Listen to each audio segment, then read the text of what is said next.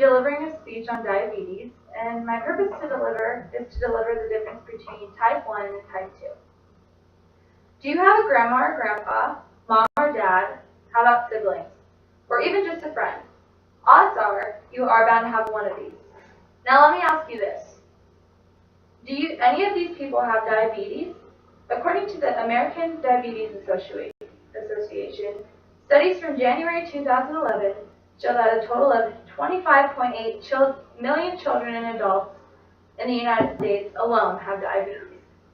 This total includes both type 1 and type 2 diabetes. Have you ever heard of the difference?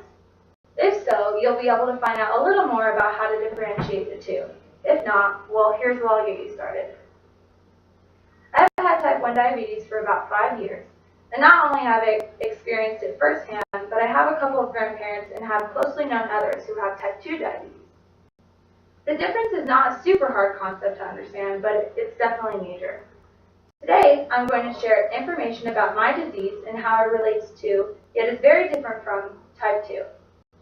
I will begin by first defining both the terms and their symptoms. Second, I will go into the detail about type 1 and into detail about type 2. Lastly, I will compare the two and explain why people think they are the same. First, I'm going to define both the type 1 and type 2 and tell you a little bit about their symptoms. Type 1 diabetes, otherwise known as juvenile diabetes, is where a person's pancreas produces little or no insulin.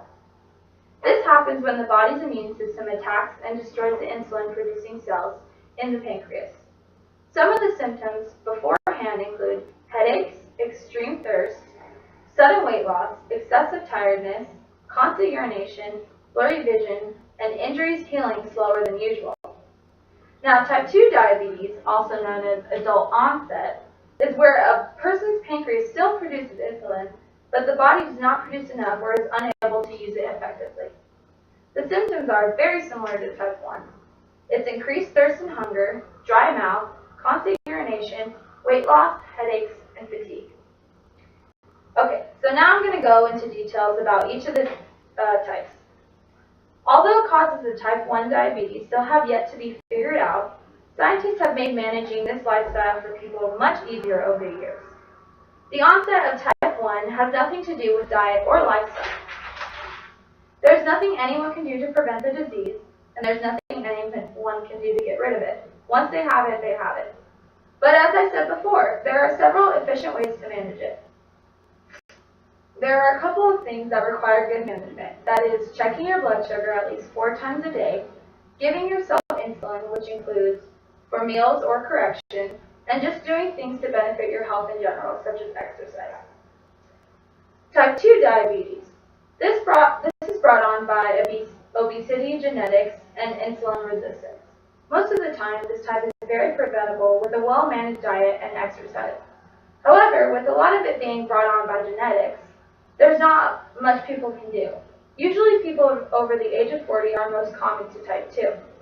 However, this type seems to become more common in children.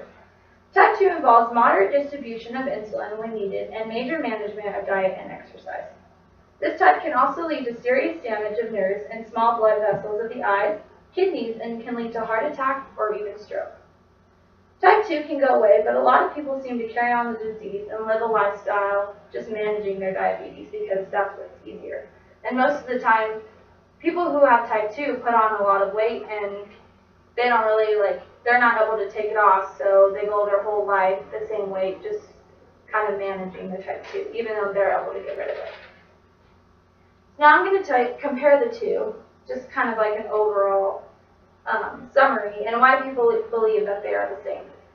As I said in the introduction, type 1 and type 2 diabetes are related in many ways, but they do have major differences.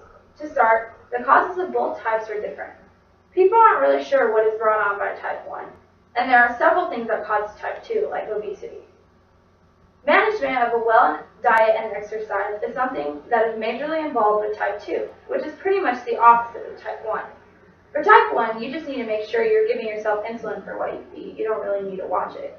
Although sugary foods and stuff like that isn't really recommended. Insulin dosages are a major priority for type 1 and somewhat for type 2. However, when having type 1, your pancreas no longer gives your body insulin, and with type 2 diabetes it does, just in moderation form. A lot of people think they're the same because their concepts are very similar.